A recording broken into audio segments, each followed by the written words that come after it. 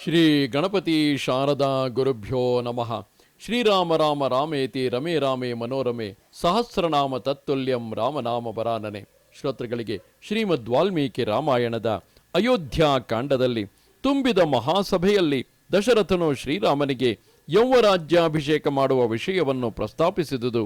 ಸಭಾಸದರು ಶ್ರೀರಾಮನ ಗುಣಗಳನ್ನು ವರ್ಣಿಸಿ ದಶರಥನ ಅಭಿಪ್ರಾಯವನ್ನು ಅನುಮೋದಿಸಿದುದು ಎಂಬ 2ನೆಯ ಸರ್ಗಕ್ಕೆ ಸ್ವಾಗತ. ತತಃ ಪರಿಷದಂ ಸರ್ವಾಮಾಮಂತ್ಯ ವಸುಧಾಧಿಪಃ ಹಿತಮುದ್ಧರ್ಷಣಂಚೈವ ಉವಾಚ ಪ್ರತಿಥಂ ವಚಃ. ಬಳಿಕ ಭುವಿಗೊಡೆಯನಾದ ದಶರಥನು ಸಭಾಮಂದಿರದಲ್ಲಿ ಕುಳಿತಿದ್ದ ರಾಜರನ್ನು ಪ್ರಜೆಗಳನ್ನು ಉದ್ದೇಶಿಸಿ ಸರ್ವರಿಗೂ ಹಿತಕರವೂ ಸಹರ್ಷಜನಕವೂ ಕೇಳಲು ಯೋಗ್ಯವೂ ಆದ ಈ ಮಾತನ್ನು ಹೇಳಿದನು. ದಶರಥನ ಆ ವಾಣಿಯು ಭೇರಿಯ ಶಬ್ದದಂತಿದ್ದಿತು, ಗಾಂಭೀರ್ಯದಿಂದ ಕೂಡಿದ್ದಿತು, 4 ದಿಕ್ಕುಗಳಲ್ಲಿಯೂ ಪ್ರತಿಧ್ವನಿಸುತ್ತಿದ್ದಿತು. ಮೇಘವು ಗುಡುಗುವಂತೆ ಉಚ್ಚ ಸ್ವರದಿಂದ ರಾಜನು ಮಾತನಾಡುತ್ತಿದ್ದನು. ದಶರಥನ ಆ ಮಾತುಗಳು ಸ್ನಿಗ್ಧತೆಯಿಂದಲೂ ಗಾಂಭೀರ್ಯದಿಂದಲೂ ಕೂಡಿದ್ದವು, ಕಮನೀಯವಾಗಿದ್ದವು. ಅಂತಹ ಮಾತುಗಳನ್ನು ಯಾರೂ ಎಂದೂ ಎಲ್ಲಿಯೂ ಆಡಿರಲಿಲ್ಲ. ಅವು ಅನುಪಮವಾಗಿದ್ದವು, ರಸವತ್ತಾಗಿದ್ದವು, ಮಧುರ ನಿನಾದದಿಂದ ಕೂಡಿದ್ದವು. ಅಂತಹ ಕರ್ಣ ಸುಖಾವಹವಾದ ಧ್ವನಿಯಲ್ಲಿ ದಶರಥನು ಮಾತನ್ನು ಆರಂಭಿಸಿ ಸಭ್ಯರಿಗೆ ಹೇಳಿದನು. ವಿದಿತಂ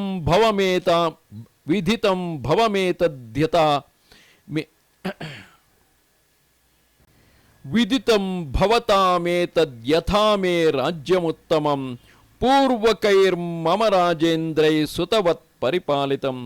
ಸನ್ಮಾನ್ಯರಾದ ರಾಜೇಂದ್ರರೇ, ಪ್ರಿಯರಾದ ಪ್ರಜೆಗಳೇ, ಬಾಂಧವರೇ, ನನ್ನಿಂದ ಆಳಲ್ಪಡುತ್ತಿರುವ ಈ ಸಾಮ್ರಾಜ್ಯವು ನನ್ನ ಪೂರ್ವಜರಾದ ರಘು, ದಿಲೀಪ, ಭಗೀರಥಾದಿ ರಾಜೇಂದ್ರರಿಂದ ಮಗನಂತೆಯೇ ಪರಿಪಾಲಿಸಲ್ಪಡುತ್ತಿತ್ತೆಂಬುದು ನಿಮಗೆಲ್ಲರಿಗೂ ತಿಳಿದ ವಿಷಯವೇ ಆಗಿದೆ. ಅಂತಹವರ ಪರಂಪರೆಯಲ್ಲಿ ಈ ರಾಜ್ಯವನ್ನು ಕಾಪಾಡುತ್ತಿರುವ ನಾನಿಂದು ಸುಖಯೋಗ್ಯವಾದ ಈ ಅಖಂಡ ಭೂಮಂಡಲವನ್ನು ಇನ್ನೂ ಹೆಚ್ಚಿನ ಶ್ರೇಯಸ್ಸಿನೊಡನೆ ಕೂಡಿಸಲು ಇಚ್ಛಿಸಿದ್ದೇನೆ. ನನ್ನ ಹಿಂದಿನವರ ಸನ್ಮಾರ್ಗವನ್ನೇ ಅನುಸರಿಸಿ ಹೋಗುತ್ತಿರುವ ನಾನು ಕೂಡ ಜಾಗರೂಕನಾಗಿದ್ದುಕೊಂಡು ಶಕ್ತಿ ಮೀರಿ ನನ್ನ ಪ್ರಜೆಗಳನ್ನು ಸಾಮಂತರನ್ನು ಸಂರಕ್ಷಿಸಿದ್ದೇನೆ. ಸಮಗ್ರವಾದ ಭೂಮಂಡಲಕ್ಕೂ ಹಿತವನ್ನು ಉಂಟು ಮಾಡಬೇಕೆಂಬ ಉದ್ದೇಶದಿಂದ ಈ ಶ್ವೇತಛತ್ರದ ಅಡಿಯಲ್ಲಿ ಕುಳಿತು ರಾಜ್ಯಭಾರ ಮಾಡುತ್ತಿರುವ ನನ್ನ ಶರೀರವು ಕಾಲಗತಿಯನ್ನು ಅನುಸರಿಸಿ ಮುಪ್ಪಿಗೆ ಈಡಾಗಿದೆ. ಅನೇಕ ಸಹಸ್ರ ವರ್ಷಗಳ ದೀರ್ಘಾಯುಷ್ಯವನ್ನು ಪಡೆದು ಈ ಜೀವಿತದಲ್ಲಿ ಅನೇಕ ಸಹಸ್ರ ವರ್ಷಗಳನ್ನು ರಾಜ್ಯಭಾರ ಮಾಡುತ್ತಲೇ ಕಳೆದು ಜೀರ್ಣವಾಗಿ ಹೋಗಿರುವ ಈ ನನ್ನ ಶರೀರಕ್ಕೆ ವಿಶ್ರಾಂತಿಯನ್ನು ಕೊಡಲು ಇಷ್ಟಪಡುತ್ತೇನೆ. ನಿಮಗೆ ತಿಳಿದಿರುವಂತೆ ಧರ್ಮದಿಂದ ರಾಜ್ಯ ಪರಿಪಾಲನೆ ಮಾಡುವುದು ಸುಲಭವಲ್ಲ, ಬಹುಭಾರವಾದ ಕಾರ್ಯ. ರಾಜಯೋಗ್ಯವಾದ ಧೈರ್ಯ, ಶೌರ್ಯ, ಪರಾಕ್ರಮಗಳಿಂದ ಮಾತ್ರವೇ ಈ ರಾಜ್ಯವನ್ನು ಆಳಲು ಸಾಧ್ಯವಿದೆ. ಜಿತೇಂದ್ರಿಯರಲ್ಲದವರು ರಾಜ್ಯಾಡಳಿತವನ್ನು ನಿರ್ವಹಿಸಲಾರರು. ಬಹುಭಾರವೆನಿಸಿರುವ ಈ ಲೋಕದ ರಾಜ್ಯ ಪರಿಪಾಲನೆಯ ಭಾರವನ್ನು ಬಹಳ ಕಾಲ ವಿಶ್ರಾಂತಿಯೇ ಇಲ್ಲದೆ ಹೊತ್ತ ನಾನು ನಿಶ್ಚಯವಾಗಿಯೂ ಇಂದು ಬಹಳ ಬಳಲಿದ್ದೇನೆ. ಆದುದರಿಂದ ಇಲ್ಲಿ ಉಪಸ್ಥಿತರಾಗಿರುವ ಬ್ರಾಹ್ಮಣ ಶ್ರೇಷ್ಠರ ಅನುಮತಿಯನ್ನು ಪಡೆದು ಪ್ರಜೆಗಳ ಹಿತದಲ್ಲಿ ಮತ್ತು ರಾಜ್ಯದ ಪರಿಪಾಲನೆಯಲ್ಲಿ ಶ್ರೀರಾಮನನ್ನು ತೊಡಗಿಸಿ ನಾನು ವಿಶ್ರಾಂತಿಯನ್ನು ಪಡೆಯಲು ಆಶಿಸಿದ್ದೇನೆ. ನನ್ನ ಮಗನಾದರೂ ಸಾಮಾನ್ಯನಲ್ಲ, ನನಗೆ ಅನುರೂಪನಾಗಿಯೇ ಹುಟ್ಟಿರುವನು. ಸಮಸ್ತ ಸದ್ಗುಣಗಳಿಂದಲೂ ಸಂಪನ್ನನಾಗಿದ್ದು ನನಗಿಂತಲೂ ಶ್ರೇಷ್ಠ ಗುಣವಂತನಾಗಿದ್ದಾನೆ.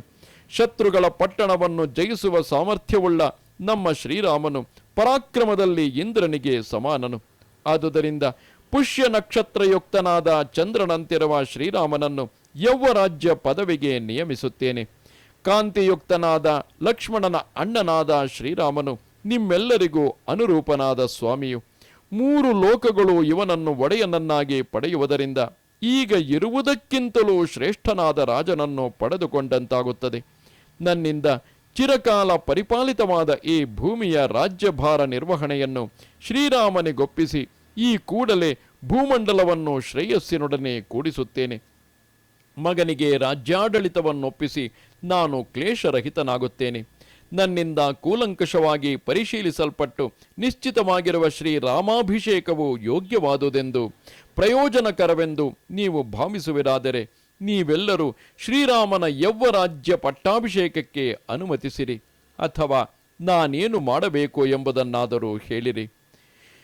ಶ್ರೀರಾಮನಿಗೆ ಪಟ್ಟಗಟ್ಟಬೇಕೆಂಬ ನನ್ನ ಈ ಆಶಯವು ಶ್ರೀರಾಮನ ಮೇಲೆ ನನಗಿರುವ ಪ್ರೀತಿಯ ಹಿನ್ನೆಲೆಯಿಂದಲೂ ಕೂಡಿದೆ ಎಂಬುದರಲ್ಲಿ ಸಂಶಯವಿಲ್ಲ. ಅಂದರೆ ನನಗೆ ಶ್ರೀರಾಮನ ಮೇಲೆ ಹೆಚ್ಚಿನ ಪ್ರೀತಿ ಇರುವುದರಿಂದ ರಾಜ್ಯ ನಿರ್ವಹಣೆಯಲ್ಲಿ ಅವನಿಗೆ ಇರಬಹುದಾದ ದೌರ್ಬಲ್ಯವನ್ನು ನಾನು ಕಾಣದೇ ಹೋಗಿರಬಹುದು. ಆದುದರಿಂದ ಇದರ ಅಂತಿಮ ನಿರ್ಧಾರವು ಪ್ರಜೆಗಳಾದ ನಿಮಗೆ ಸೇರಿದ್ದಾಗಿದೆ. ಬೇರಾವುದಾದರೂ ಹಿತಕರವಾದ ಮಾರ್ಗಗಳಿದ್ದರೆ ಅವನ್ನು ನೀವು ಸಮಾಲೋಚಿಸಿ ಸೂಚಿಸಬಹುದು. ಮಧ್ಯಸ್ಥರಾಗಿರುವವರು ಸ್ವಾಭಾವಿಕವಾಗಿ ದ್ವೇಷಾಸೂಯೆಗಳನ್ನಾಗಲಿ ವಿಶೇಷವಾದ ಅಭಿಮಾನ ಪ್ರೀತಿಯನ್ನಾಗಲಿ ಯಾರಲ್ಲಿಯೂ ಹೊಂದಿರುವುದಿಲ್ಲ. ಇಲ್ಲಿ ಮಧ್ಯಸ್ಥರು ಎಂದರೆ ಯಾರಿಗೆ ಶ್ರೀರಾಮನು ಮುಂದೆ ಯುವರಾಜನಾಗುವುದರಿಂದ ಯಾವ ಲಾಭವೂ ಇಲ್ಲವೋ, ಹಾಗೆಯೇ ಯಾವ ನಷ್ಟವೂ ಇಲ್ಲವೋ ಆ ರೀತಿಯಾದ ವ್ಯಕ್ತಿಗಳು. ಶ್ರೀರಾಮನಿಗೆ ಹತ್ತಿರದ ಸಂಬಂಧಿಗಳಾದರೆ, ಅಂದರೆ ಮಾವನಾದ ಜನಕನಾಗಲಿ ಅಥವಾ ತಂದೆಯಾದ ದಶರಥನಾಗಲಿ ತಾಯಿಯಾದ ಕೌಸಲ್ಯ ಸುಮಿತ್ರ ಕೈಕೇಯಿಯರಾಗಲಿ ಅವರಿಗೆ ಯಾವುದೋ ಒಂದು ಲಾಭವಿರುತ್ತದೆ. ಇಲ್ಲಿ ಕೈಕೇಯಿಯ ಮಗ ಭರತನಾದುದರಿಂದ ಭರತನು ರಾಜನಾದರೆ ಕೇಕಯ್ಯ ರಾಜನಿಗೆ ಲಾಭವಾಗಬಹುದು, ಕೈಕೇಯಿಗೆ ಲಾಭವಾಗಬಹುದು, ಕೌಸಲ್ಯಗೆ ನಷ್ಟವಾಗಬಹುದು. ಈ ರೀತಿ ಹತ್ತಿರದ ಬಂಧುವರ್ಗದವರು ಲಾಭ ನಷ್ಟಗಳ ವ್ಯಾಪಾರದಲ್ಲಿ ಲಾಭ ನಷ್ಟಗಳ ವಿಚಾರದಲ್ಲಿ ತೊಡಗಿರುತ್ತಾರೆ. ಆದರೆ ಯಾವ ಬಂಧುತ್ವವೂ ಇಲ್ಲದ ವ್ಯಕ್ತಿಗೆ ಈ ಲಾಭ ನಷ್ಟಗಳ ಯಾವ ಚಿಂತನೆಯೂ ಇರುವುದಿಲ್ಲ. ಮಧ್ಯಸ್ಥರಾಗಿರುವವರು ಸ್ವಾಭಾವಿಕವಾಗಿ ದ್ವೇಷಾಸೂಯೆಗಳನ್ನಾಗಲಿ ವಿಶೇಷವಾದ ಅಭಿಮಾನ ಮತ್ತು ಪ್ರೀತಿಯನ್ನಾಗಲಿ ಯಾರಲ್ಲಿಯೂ ಹೊಂದಿರುವುದಿಲ್ಲ. ವಿಷಯದ ಚರ್ಚೆಯಿಂದಾಗಿ ಅಧಿಕವಾದ ಪ್ರಯೋಜನ ಉಂಟಾಗುವುದರಲ್ಲಿಯೂ ಸಂಶಯವಿಲ್ಲ.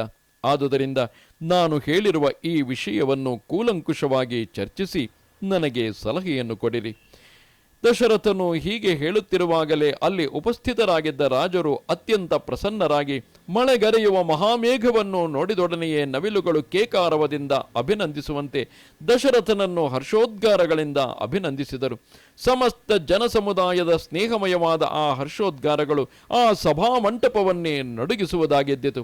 ಧರ್ಮಾರ್ಥ ತತ್ವವನ್ನು ತಿಳಿದಿದ್ದ ದಶರಥನ ಅಭಿಪ್ರಾಯವನ್ನು ಸಂಪೂರ್ಣವಾಗಿ ತಿಳಿದು ಬ್ರಾಹ್ಮಣರು, ಜನನಾಯಕರು ಮತ್ತು ಪಟ್ಟಣಿಗರು ಸೇರಿ ಸಮಾಲೋಚಿಸಿದರು. ಅಂದರೆ ಈಗಾಗಲೇ ಶ್ರೀರಾಮನು ಅಷ್ಟರ ಮಟ್ಟಿಗೆ ಲೋಕಪ್ರಿಯ, ಅಂದರೆ ಜನಗಳಿಗೆ ಪ್ರಿಯನಾಗಿದ್ದನು. ಆ ಕಾರಣದಿಂದಾಗಿಯೇ ವಿದ್ವಾಂಸರಾಗಿ ಯಾವ ಸ್ವಾರ್ಥವೂ ಇಲ್ಲದೆ ಸಮಾಜಮುಖಿಯಾಗಿದ್ದಂತಹ ಬ್ರಾಹ್ಮಣ ವರ್ಗದವರು, ಇಲ್ಲಿ ಬ್ರಾಹ್ಮಣರೆಂದರೆ ಜಾತಿಯಿಂದ ಬ್ರಾಹ್ಮಣರಾದವರಲ್ಲ, ನೆನಪಿರಲಿ, ಬ್ರಾಹ್ಮಣ ವರ್ಣದವರು ಎಂದರೆ ಯಾರು ಅಧ್ಯಾಪನಗಳಲ್ಲಿ ತೊಡಗಿ ಯಾವ ಸ್ವಾರ್ಥವನ್ನೂ ಇಟ್ಟುಕೊಳ್ಳದೆ ಸಮಾಜಮುಖಿಯಾಗಿದ್ದರೋ ಅಂತಹವರು. ಜನನಾಯಕರು ಅಂದರೆ ರಾಜ್ಯದ ಹಿತಾಸಕ್ತಿಯಲ್ಲಿ ಆಸಕ್ತಿಯುಳ್ಳವರು. ಇಂದಿನ ರಾಜಕಾರಣಿಗಳಂತೆ ತಮ್ಮ ರಾಜಕೀಯ ಬೇಳೆಯನ್ನು ಬೇಯಿಸಿಕೊಳ್ಳುವುದಲ್ಲ, ರಾಷ್ಟ್ರದ ಹಿತಾಸಕ್ತಿಯಲ್ಲಿಯೇ ತಮ್ಮ ಜೀವವನ್ನೇ ತೆಯ್ಯಲು ಸಿದ್ಧರಾಗಿದ್ದವರು ನಿಜವಾದ ಜನನಾಯಕರು. ಮತ್ತು ಪಟ್ಟಣಿಗರು ಸೇರಿ ಸಮಾಲೋಚಿಸಿದರು. ಅನಂತರ ಅವರೆಲ್ಲರೂ ಒಮ್ಮತವಾದ ನಿರ್ಧಾರಕ್ಕೆ ಬಂದವರಾಗಿ ವೃದ್ಧನಾದ ದಶರಥನಿಗೆ ಹೇಳಿದರು. ಅನೇಕ ವರ್ಷ ಸಾಹಸ್ರೋ ವೃದ್ಧಸ್ತೋಮಸಿ ಪಾರ್ಥಿವ ಸರಾಮಂ ಯುವರಾಜಾನಾಮಭಿಶ್ಚಿಸ್ವ ಪಾರ್ಥಿವಂ. ಮಹಾರಾಜ, ಜೀವಮಾನದಲ್ಲಿ ಹಲವಾರು ಸಾವಿರ ವರ್ಷಗಳನ್ನು ಕಳೆದು ನೀನು ಅತಿ ವೃದ್ಧನಾಗಿರುವೆ. ಆದುದರಿಂದ ವಿಶ್ರಾಂತಿಯನ್ನು ಪಡೆಯಬೇಕೆಂಬ ಅಪೇಕ್ಷೆಯು ಸ್ವಾಭಾವಿಕವೇ ಸರಿ. ಪೃಥ್ವಿ ಪಾಲನೆಯಲ್ಲಿ ಸಮರ್ಥನಾದ ಶ್ರೀರಾಮನಿಗೆ ನೀನು ಯುವರಾಜ ಪಟ್ಟಾಭಿಷೇಕವನ್ನು ಮಾಡುವುದು ಯುಕ್ತವಾಗಿಯೇ ಇದೆ. ಪಟ್ಟಾಭಿಷೇಕವಾದ ನಂತರ ಪಟ್ಟದಾನೆಯ ಮೇಲೆ ಕುಳಿತು ರಾಜಯೋಗ್ಯವಾದ ಶ್ವೇತಛತ್ರದಿಂದ ಆವೃತವಾದ ಮುಖವುಳ್ಳವನಾಗಿ ರಾಜಮಾರ್ಗದಲ್ಲಿ ಹೋಗಲಿರುವ ಮಹಾಬಾಹುವಾದ ಮಹಾಬಲನಾದ ರಘುವೀರನನ್ನು ಕಣ್ತುಂಬ ನೋಡಿ ನಲಿಯಲು ನಾವು ಬಯಸಿದ್ದೇವೆ. ಅವರೆಲ್ಲರಿಗೂ ಮತ್ತು ತನಗೂ ಪ್ರಿಯವಾದ ರಾಜಮುಖ್ಯರ ಆ ಮಾತನ್ನು ಕೇಳಿ ತಿಳಿಯದವನೊಬ್ಬನು ಜಿಜ್ಞಾಸೆ ಮಾಡುವಂತೆ ದಶರಥನು ಈ ಮಾತನ್ನು ಹೇಳಿದನು. ತಾನು ಕೇಳಿದ ಕೂಡಲೇ ಪ್ರಜೆಗಳೆಲ್ಲರೂ ಇಷ್ಟು ಸಂತೋಷದಿಂದ ಅದನ್ನು ಒಪ್ಪಿಕೊಂಡಿರುವಾಗ ಕೆಲವೊಂದು ಸಂಶಯ ದಶರಥನ ಮನಸ್ಸಿನಲ್ಲೂ ಮೂಡುವುದಲ್ಲವೇ? ದಶರಥನು ಕೇಳುತ್ತಿದ್ದಾನೆ, ರಾಜಪ್ರಮುಖರೇ, ನನ್ನ ಮಾತನ್ನು ಕೇಳಿದೊಡನೆಯೇ ನೀವೆಲ್ಲರೂ ಒಮ್ಮತದಿಂದ ಶ್ರೀರಾಮನನ್ನು ರಾಜನನ್ನಾಗಿ ಪಡೆದುಕೊಳ್ಳಲು ಬಯಸಿದಿರಿ. ಆದರೆ ನೀವು ಈ ಮಾತನ್ನು ಯಥಾರ್ಥವಾಗಿ ಹೇಳುತ್ತಿರುವಿರಾ? ಈ ಸಂಶಯವು ನನ್ನ ಮನಸ್ಸಿನಲ್ಲುಂಟಾಗಿದೆ. ಏನಾದರೂ ಈ ಮುದಿ ದಶರಥ ತೊಲಗಿದರೆ ಸಾಕು, ಶ್ರೀರಾಮನು ನಮ್ಮ ರಾಜನಾದರೆ ನಮ್ಮ ಜೀವನ ಸುಖವಾಗಿರುತ್ತದೆ ಎಂಬ ಭಾವನೆ ಏನಾದರೂ ಪ್ರಜೆಗಳ ಮನಸ್ಸಿನಲ್ಲಿದೆಯೇ? ಕಥಂ ನು ಮಯಿ ಧರ್ಮೇಣ ಪೃಥಿವೀ ಮನುಷಾಸತಿ ಭವಂತೋ ದ್ರಷ್ಟುಮಿಚ್ಛಂತಿ ಯುವರಾಜಂ ಮಮಾತ್ಮಜಂ. ಪ್ರಜೆಗಳೇ, ನಾನು ಧರ್ಮದಿಂದ ರಾಜ್ಯವಾಳುತ್ತಿರುವಾಗ ನನ್ನ ಮಗನು ಯುವರಾಜನಾಗುವುದನ್ನು ನೋಡಬೇಕೆಂದು ನೀವು ಹೇಗೆ ಅಪೇಕ್ಷಿಸುವಿರಿ? ದಶರಥನ ಮಾತನ್ನು ಕೇಳಿ ಮಹಾತ್ಮರಾದ ರಾಜರು ಅಲ್ಲಿ ನೆರೆದಿದ್ದ ಪ್ರಜೆಗಳೊಡಗೂಡಿ ದಶರಥನಿಗೆ ಹೇಳಿದರು, ಬಹವೋ ನೃಪ ಕಲ್ಯಾಣ ಗುಣಾಸಂತಿ ಸ್ವತಸ್ಯತೆ. ಮಹಾರಾಜ, ನಿನ್ನ ಮಗನಲ್ಲಿ ಅನೇಕ ಕಲ್ಯಾಣ ಗುಣಗಳಿವೆ. ದೇವ ಸದೃಶನಾದ, ಬುದ್ಧಿವಂತನಾದ, ಗುಣವಂತನಾದ ಶ್ರೀರಾಮನಲ್ಲಿರುವ ಸರ್ವರಿಗೂ ಪ್ರೀತಿಯನ್ನು ಉಂಟು ಮಾಡುವ, ಆನಂದವನ್ನು ಉಂಟು ಮಾಡುವ ಸದ್ಗುಣಗಳನ್ನು ಸಮಗ್ರವಾಗಿ ಹೇಳುವೆವು ಕೇಳು. ಶ್ರೀರಾಮನು ತನ್ನ ದಿವ್ಯವಾದ ಗುಣಗಳಿಂದ ಇಂದ್ರನಿಗೆ ಸಮಾನನಾಗಿದ್ದಾನೆ. ಸತ್ಯ ಪರಾಕ್ರಮನಾದ ಶ್ರೀರಾಮನು ಇಕ್ಷ್ವಾಕು ವಂಶದ ರಾಜರೆಲ್ಲರನ್ನು ತನ್ನ ದಿವ್ಯ ಗುಣಗಳಿಂದ ಅತಿಶಯಿಸಿದ್ದಾನೆ. ಈ ಮಾತುಗಳನ್ನು ದಶರಥನು ಹೇಳುತ್ತಿಲ್ಲ, ಸಮಸ್ತ ಪ್ರಜಾವರ್ಗ, ಅಲ್ಲಿ ನೆರೆದಿರುವಂತಹ ಸಾಮಂತರಾಜರು, ಅಧಿಕಾರಿಗಳು, ಜನನಾಯಕರು, ಬ್ರಾಹ್ಮಣರು ಇವರೆಲ್ಲರೂ ಒಟ್ಟುಗೂಡಿಯೇ ಹೇಳುತ್ತಿದ್ದಾರೆ. ಮಕ್ಕಳ ವಿಷಯವನ್ನು ಬೇರೆಯವರ ಬಾಯಿಂದ ಕೇಳುವುದರಲ್ಲವೇ ಅತ್ಯಂತ ಆನಂದವಿರುವುದು. ಶ್ರೀರಾಮನು ಸತ್ಪುರುಷನು, ಸತ್ಯನಿಷ್ಠನು, ಸತ್ಯವನ್ನೇ ಆಶ್ರಯಿಸಿರುವವನು ಅಥವಾ ಸತ್ಯಕ್ಕೆ ಆಶ್ರಯ ಸ್ಥಾನನಾಗಿರತಕ್ಕವನು. ಧರ್ಮವು ಸಂಪತ್ತಿನೊಡನೆ ಅಂದರೆ ಅರ್ಥದೊಡನೆ ಶ್ರೀರಾಮನಿಂದಲೇ ಸಾಕ್ಷಾತ್ತಾಗಿ ನಿಷ್ಪನ್ನವಾಗಿದೆ. ಶ್ರೀರಾಮನೇ ಧರ್ಮಾರ್ಥಗಳಿಗೆ ಉಗಮ ಸ್ಥಾನನಾಗಿದ್ದಾನೆ. ಪ್ರಜೆಗಳಿಗೆ ಸುಖವನ್ನು ಉಂಟು ಮಾಡುವುದರಲ್ಲಿ ಶ್ರೀರಾಮನು ಆಹ್ಲಾದಕರನಾದ ಚಂದ್ರನಿಗೆ ಸಮಾನನು, ಕ್ಷಮಾಗುಣದಲ್ಲಿ ಭೂದೇವಿಗೆ ಸಮಾನನು, ಬುದ್ಧಿಯಲ್ಲಿ ಬೃಹಸ್ಪತಿಗೆ ಸದೃಶನು, ವೀರ್ಯ ಪರಾಕ್ರಮಗಳಲ್ಲಿ ಸಾಕ್ಷಾತ್ ಇಂದ್ರನಿಗೆ ಸಮಾನನು. ಶ್ರೀರಾಮನು ಸಮಗ್ರವಾದ ಧರ್ಮವನ್ನು ತಿಳಿದವನು, ಸತ್ಯಸಂಧನು, ಶೀಲವಂತನು, ಇತರರ ಗುಣಗಳಲ್ಲಿ ದೋಷವೆಣಿಸತಕ್ಕವನಲ್ಲ, ಕ್ಷಮಾವಂತನು, ದುಃಖಿಗಳನ್ನು ಯಥೋಚಿತವಾದ ಸವಿಮಾತುಗಳಿಂದ ಸಂತೈಸುವವನು, ಪ್ರಿಯ ಭಾಷೆಯು, ಇತರರು ತನಗೆ ಮಾಡಿದ ಉಪಕಾರವೋ ಅಲ್ಪವಾಗಿದ್ದರೂ ಸದಾ ಸ್ಮರಿಸುವವನು, ಜಿತೇಂದ್ರಿಯನು, ಮೃದು ಸ್ವಭಾವದವನು, ಸ್ಥಿರ ಬುದ್ಧಿಯವನು, ಚಂಚಲ ಚಿತ್ತನಲ್ಲ, ನಿತ್ಯ ಸಂತುಷ್ಟನು. ಅವನನ್ನು ನೋಡಿ ಎಲ್ಲರೂ ಸಂತೋಷಿಸುವರೇ ಹೊರತು ಯಾರೂ ಅಸೂಯೆ ಪಡುವುದಿಲ್ಲ. ಶ್ರೀರಾಮನು ಪ್ರಿಯವಾದಿಯೋ ಹೌದು, ಸತ್ಯವಾದಿಯೋ ಹೌದು. ಪ್ರಿಯವಾದುದನ್ನು ಹೇಳುವ ಅಭಿಲಾಷೆಯಿಂದ ಪ್ರಜೆಗಳೊಡನೆ ಸುಳ್ಳನ್ನು ಆಡತಕ್ಕವನಲ್ಲ. ಬಹುಶ್ರುತರಾದ ಅಂದರೆ ಹೆಚ್ಚು ಪಾಂಡಿತ್ಯವುಳ್ಳ ವೃದ್ಧರಾದ ಬ್ರಾಹ್ಮಣರನ್ನು ಸರ್ವದಾ ಸೇವಿಸುವವನು. ಈ ಕಾರಣದಿಂದಲೇ ಅವನಿಗೆ ಅಪಾರವಾದ ಕೀರ್ತಿಯು ಲಭಿಸಿದೆ. ಅವನ ಯಶಸ್ಸು ಮತ್ತು ತೇಜಸ್ಸುಗಳು ದಿನ ದಿನಕ್ಕೂ ವೃದ್ಧಿಸುತ್ತಿವೆ. ದೇವಾಸುರ ಮನುಷ್ಯರಲ್ಲಿರುವ ಸಕಲ ವಿಧವಾದ ಅಸ್ತ್ರಗಳಲ್ಲಿಯೂ ಶ್ರೀರಾಮನು ವಿಶಾರದನು. ಯಥಾಶಾಸ್ತ್ರವಾಗಿ ಸಾಂಗವೇದಾಧ್ಯಯನವನ್ನು ಮಾಡಿರುವನು. ಗುರುವಿನ ಬಳಿಯಲ್ಲಿ ವಿದ್ಯಾಭ್ಯಾಸ ಮಾಡಿ ಆಯಾ ಕಾಲಗಳಲ್ಲಿ ಮಾಡಬೇಕಾದ ವೇದ ವ್ರತಗಳನ್ನು ಮಾಡಿ ಸ್ನಾನ ವ್ರತವನ್ನು ಮುಗಿಸಿದ್ದಾನೆ. ಗಂಧರ್ವ ವೇದವೆನಿಸಿದ ಸಂಗೀತ ಶಾಸ್ತ್ರದಲ್ಲಿಯೂ ಶ್ರೀರಾಮನು ಈ ಜಗತ್ತಿನಲ್ಲಿಯೇ ಮಹಾಪ್ರವೀಣನು. ಮಂಗಳ ಕಾರ್ಯಗಳಿಗೆ ಶ್ರೀರಾಮನು ಉಗಮ ಸ್ಥಾನನು, ಪರಿಶುದ್ಧನು, ಸಾಧುವು, ಯಾವುದೇ ಸನ್ನಿವೇಶದಲ್ಲಿಯೂ ಧೈರ್ಯಗೆಡದವನು, ಮಹಾಬುದ್ಧಿಶಾಲಿಯು, ಧರ್ಮಾರ್ಥ ಪ್ರತಿಪಾದನೆಯಲ್ಲಿ ಕುಶಲರಾದ ಬ್ರಾಹ್ಮಣರಿಂದ ಸುಶಿಕ್ಷಿತನಾದವನು. ಯಾವಾಗಲಾದರೂ ಗ್ರಾಮದ ಸಲುವಾಗಿ ಅಥವಾ ನಗರದ ಸಲುವಾಗಿ ಲಕ್ಷ್ಮಣನೊಡಗೂಡಿ ಯುದ್ಧಕ್ಕೆ ಹೋಗುವ ಶ್ರೀರಾಮನು ಶತ್ರುಗಳನ್ನು ಜಯಿಸದೆ ಹಿಂದಕ್ಕೆ ಬರುವುದಿಲ್ಲ. ರಾಷ್ಟ್ರ ರಕ್ಷಣೆಯಲ್ಲಿ ಮತ್ತು ರಾಷ್ಟ್ರದ ಹಿತದಲ್ಲಿ ಶ್ರೀರಾಮನಿಗೆ ಅಷ್ಟೊಂದು ಅಪಾರವಾದ ಆಸಕ್ತಿಯಿದೆ. ಜಯಶಾಲಿಯಾಗಿ ರಣರಂಗದಿಂದ ಅಥವಾ ಆನೆಯ ಮೇಲೆ ಕುಳಿತು ರಾಜಧಾನಿಗೆ ಹಿಂತಿರುಗಿದೊಡನೆಯೇ ಬಂಧುಗಳನ್ನು ಕುಶಲ ಪ್ರಶ್ನೆಗಳನ್ನು ಕೇಳುವಂತೆಯೇ ಪಟ್ಟಣಿಗರ ಕುಶಲವನ್ನು ಅನುದಿನವೂ ಕೇಳುತ್ತಲೇ ಇರುತ್ತಾನೆ. ಶ್ರೀರಾಮನಿಗೆ ಇವರು ಸ್ವಜನರು, ಇವರು ಪಟ್ಟಣಿಗರು, ಇವರು ಸೇವಕರು ಎಂಬ ಭೇದವೇ ಇಲ್ಲ. ಶ್ರೀರಾಮನು ಪ್ರಜೆಗಳ ಮನೆಗೆ ಹೋಗಿ ಕುಶಲ ಪ್ರಶ್ನೆ ಮಾಡುವಾಗಲೂ, ಗ್ರಾಮಾಂತರಕ್ಕೆ ಹೋಗಿ ಮನೆಗೆ ಬಂದ ತಂದೆಯು ತನ್ನ ಹಿರಿಯ ಮಗನನ್ನು ಕರೆದು ಕುಶಲವನ್ನು ಕೇಳುವಂತೆಯೇ ಪ್ರಜೆಗಳ ಕುಶಲವನ್ನು ಪುತ್ರಾನುಕ್ರಮವಾಗಿ ಕೇಳಿ ತಿಳಿದುಕೊಳ್ಳುತ್ತಾನೆ. ನಿನ್ನ ಹಿರಿಯ ಮಗನು ಕುಶಲಿಯಾಗಿರುವನೇ? ಎರಡನೆಯವನು ಏನು ಮಾಡುತ್ತಿದ್ದಾನೆ? ಕಿರಿಯವನ ವಯಸ್ಸೆಷ್ಟು? ಹಿರಿಯ ಮಗಳಿಗೆ ಮದುವೆಯಾಯಿತೆ? ಕಿರಿಯವಳು ಕುಶಲದಿಂದಿರುವಳೆ? ಔಪಾಸನ, ಅಗ್ನಿಹೋತ್ರ, ವೈಶ್ವದೇವಾದಿ ನಿತ್ಯ ನೈಮಿತ್ತಿಕವಾದ ಕರ್ಮಗಳು ನಿರ್ವಿಘ್ನವಾಗಿ ನಡೆಯುತ್ತಿರುವವೇ? ನಿನ್ನ ಪತ್ನಿಯು ಸುಖವಾಗಿರುವಳೆ? ಸೊಸೆಯರು, ಅತ್ತೆ ಮಾವಂದಿರ ವಿಷಯದಲ್ಲಿ ವಿಧೇಯರಾಗಿರುವರೆ? ನಿನ್ನ ಭೃತ್ಯರು ಮತ್ತು ಅವರ ಪರಿವಾರದವರು ನಿರೋಗ ದೃಢಕಾಯರಾಗಿರುವರೆ? ಸ್ವಾಮಿ ಭಕ್ತಿಯುಳ್ಳವರಾಗಿರುವರೆ? ಶಿಷ್ಯರು ಗುರು ಶುಶ್ರೂಷೆಯಲ್ಲಿ ನಿರತರಾಗಿರುವರೆ. ಹೀಗೆ ಒಂದು ಮನೆಯಲ್ಲಿ ಯಾರೊಬ್ಬರನ್ನೂ ಬಿಡದೆ ಸಕಲರ ಯೋಗಕ್ಷೇಮಗಳನ್ನು ಶ್ರೀರಾಮನು ಪ್ರತ್ಯೇಕವಾಗಿ ಕೇಳಿ ತಿಳಿದುಕೊಳ್ಳುತ್ತಾನೆ. ಧರ್ಮಪರಾಯಣರಾದ ಶಿಷ್ಯರು ಸದಾ ಸನ್ನದ್ಧರಾಗಿ ನಿಮ್ಮ ಶುಶ್ರೂಷೆ ಮಾಡುವರೆ. ಹೀಗೆ ಪುರುಷ ವ್ಯಾಘ್ರನಾದ ಶ್ರೀರಾಮನು ಆತ್ಮೀಯವಾದ ಮಾತುಗಳನ್ನಾಡುತ್ತಾನೆ. ಮನುಷ್ಯರ ಅಂದರೆ ಪ್ರಜೆಗಳ ದುಃಖದಲ್ಲಿ ತಾನು ಭಾಗಿಯಾಗುತ್ತಾನೆ. ಪ್ರಜೆಗಳ ಮನೆಗಳಲ್ಲಿ ನಡೆಯುವ ಉತ್ಸವಗಳಲ್ಲಿ ತಾನು ಭಾಗವಹಿಸುತ್ತಾ ತಂದೆಯಾದವನು ಮಗನ ಮನೆಯಲ್ಲಿ ನಡೆಯುವ ಉತ್ಸವ ಸಮಾರಂಭವನ್ನು ನೋಡಿ ಸಂತೋಷ ಪಡುವಂತೆ ತಾನು ಸಂತೋಷ ಪಡುತ್ತಾನೆ. ಪ್ರಜೆಗಳ ದುಃಖವೇ ತನ್ನ ದುಃಖ, ಪ್ರಜೆಗಳ ಸಂತೋಷವೇ ತನ್ನ ಸಂತೋಷ ಎಂಬುದನ್ನು ಶ್ರೀರಾಮನು ಚೆನ್ನಾಗಿ ಮೈಗೂಡಿಸಿಕೊಂಡಿದ್ದಾನೆ. ಅವನು ಸತ್ಯವಾದಿಯು, ಮಹಾಧನುಷ್ಮಂತನು, ವೃದ್ಧರನ್ನು ಸೇವಿಸುವವನು, ಜಿತೇಂದ್ರಿಯನು, ತುಂಬು ಮನಸ್ಸಿನಿಂದ ಮುಗುಳ್ನಗೆಯನ್ನು ಬೀರುತ್ತಾ ಮಾತನಾಡುವವನು, ಧರ್ಮವನ್ನೇ ಆಶ್ರಯಿಸಿರತಕ್ಕವನು. ಶ್ರೀರಾಮನು ತನ್ನ ಪ್ರಜೆಗಳನ್ನು ಶ್ರೇಯಸ್ಸಿನೊಡನೆ ಚೆನ್ನಾಗಿ ಸೇರಿಸತಕ್ಕವನು. ಪ್ರಜೆಗಳಿಗೆ ಒಳ್ಳೆಯ ಶ್ರೇಯಸ್ಸನ್ನು ಉಂಟು ಮಾಡುವವನು. ನವಿಗ್ರಹ್ಯ ಕಥಾಂ ಕುರ್ಯಾತ್ ಎಂಬ ನಿಷೇಧಾನುಸಾರವಾಗಿ ಜಲ್ಪ ವಿತಂಡವಾದಗಳಲ್ಲಿ ಅಭಿರುಚಿ ಇಲ್ಲದವನು. ಯುಕ್ತಿಯುಕ್ತವಾಗಿ ಪ್ರಶ್ನೆಗೊಂದು ಸಮೀಚೀನವಾದ ಉತ್ತರವನ್ನು ಹೊಂದಿಸಿ ಹೇಳುವುದರಲ್ಲಿ ಬೃಹಸ್ಪತಿಗೆ ಸಮಾನವಾದ ವಾಕ್ಪಟುತ್ವವುಳ್ಳವನು.